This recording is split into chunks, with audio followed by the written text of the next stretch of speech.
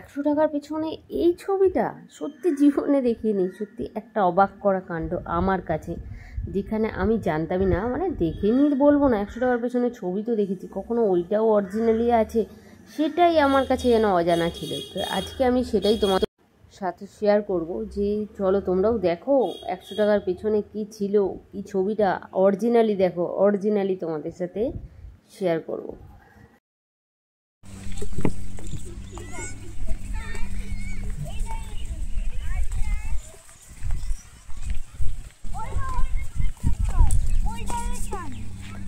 কই রানী কোথায়? রানী এইদিকে। না না, রানী ওখানে। ওই তো বসে আছে।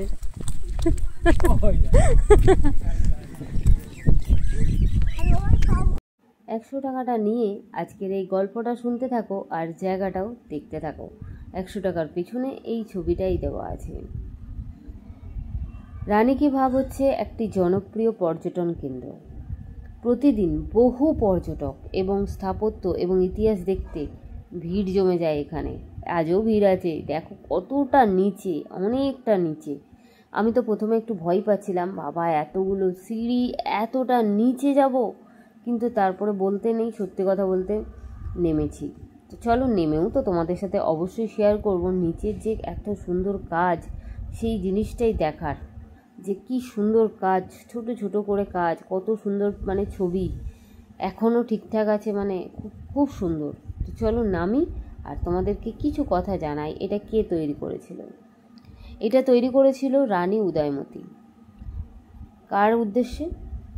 উদ্দেশ্য বলাও ভুল হবে, কার স্মরণে? ভীমদেবের স্মরণে। এখান থেকে জল সরবরাহ হতো। যখন গুজরাটে জলের অভাব ছিল, তখন এই স্টেপ ওয়েল থেকে জল নেওয়া হতো। তো রানী কি ভাব একটি জটিল এবং সুন্দর স্থাপত্য নিদর্শন। এর ভেতরে বিভিন্ন ধরনের খোদাই করা মূর্তি এবং অলংকার রয়েছে। এটি 7টি তলা বিশিষ্ট, বুঝতে পারছো, 7টা তলা, প্রতিটি তলায় সুন্দর সুন্দর কারুকার্য করা রয়েছে। আর এইটা হচ্ছে গুরুত্বপূর্ণ ঐতিহাসিক ও স্থাপত্যিক নিদর্শন। ইউনেস্কো এটিকে বিশ্ব ঐতিহ্যবাহী স্থান হিসেবে স্বীকৃতি দিয়েছে। রানী কি ভাব হয়েছিল 11 শতকে নির্মিত হয়েছিল।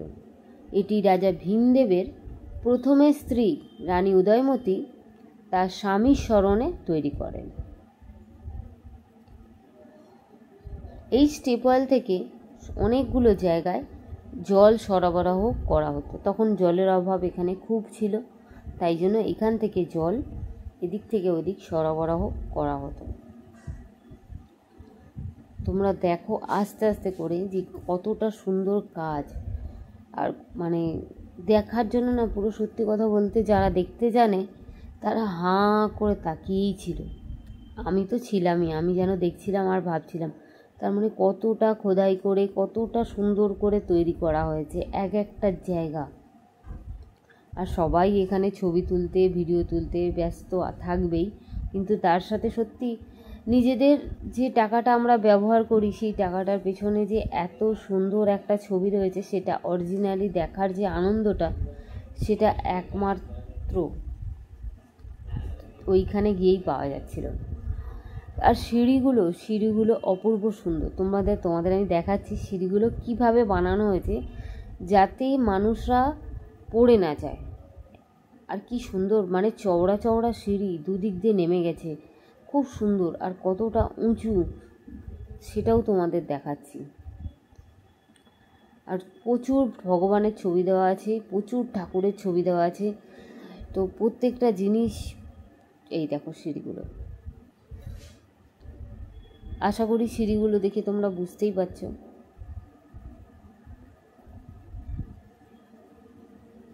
এই যে স্টেপ ওয়েলটি ছিল, এটা সরস্বতী নদীর তীরে ছিল। এই স্টেপ ওয়েলটি হচ্ছে গুজরাটের পাটন শহরে কিন্তু আছে। আমি যে সময় গিয়েছিলাম সেই সময় প্রচণ্ড গরম ছিল, গরম হাওয়া বইছিল, মানে এক প্রকার লু বইছিল তখন। তো মানে সেই জন্যই আর কি এত জল তেষ্টা পেয়েছে, জল নিয়ে নামতে হয়েছিল। জল নিয়ে নেমে নিজেরা খাওয়া, অন্যদের খাওয়ানো, মানে প্রত্যেকটা মানুষ জল খেয়ে খেয়ে নিচে নেমেছে, উঠেছে। নামতে সত্যি কথা বলতে কষ্ট হয়নি, ওঠার সময় প্রচুর কষ্ট হয়েছে, কারণ অতটা নিচে থেকে ওপরে ওঠার কষ্টটাই হচ্ছে, অনেকটাই হয়েছে। আর ওপরে এসে যে বাগানটা আছে সেখানে কি পরিমাণ আনন্দ আর শান্তি, সেটা একমাত্র যারা গেছো তারাই বলতে পারবে। ওঠার পরে আমরা তো প্রায় সবাই বাগানের মধ্যে বসে পড়েছি, বসে ওখানে আরাম করছিলাম নিশ্চিন্তে। হাওয়া মানে পাখার দরকার হবে না তখন, মানে আমরা তো প্রায় দুপুর 4:30 5টার দিকে গেছি, তখনও লু বইছিল। তারপরে গিয়ে আমরা এই বাগানে একটু রেস্ট নিয়েছি সবাই, মানে দুটো পা ব্যথা হয়ে গেছে। আর এখানে ঘাস থেকে শুরু করে এত সুন্দর ঘাসগুলোকে রেখেছে, পুরো মনে হবে যেন গদির ওপরে বসেছি। চারিদিকে প্রচুর গাছ, নিম গাছে ছড়াছড়ি, নিম গাছ এখানে ভরা। আর খুব সুন্দর জায়গা, এত বড় জায়গার মধ্যে এই জিনিসটাকে খুব সুন্দরভাবে সাজিয়ে গুছিয়ে রেখেছে, যাতে আমাদের পরবর্তী প্রজন্ম যেন যদি যায় তারা যেন দেখতে পায়। খুব সুন্দর, অপূর্ব। তো কিছু ছবি তোমাদের সাথে শেয়ার করলাম। আর কেমন লাগলো ভিডিওটা অবশ্যই তোমরা জানিও।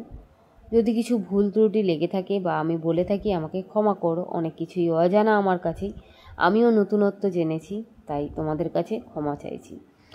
তো আর যদি ভালো লাগে অবশ্যই লাইক, কমেন্ট, সাবস্ক্রাইব করে নেক্সট ভিডিওর জন্য অবশ্যই নোটিফিকেশানটা অন করে রেখো। খুব তাড়াতাড়ি আবার একটি ভিডিও নিয়ে তোমাদের কাছে হাজির হব আমি আদক ফ্যামিলি লাইফ থেকে। টাটা, সবাই ভালো থেকো, সুস্থ থেকো।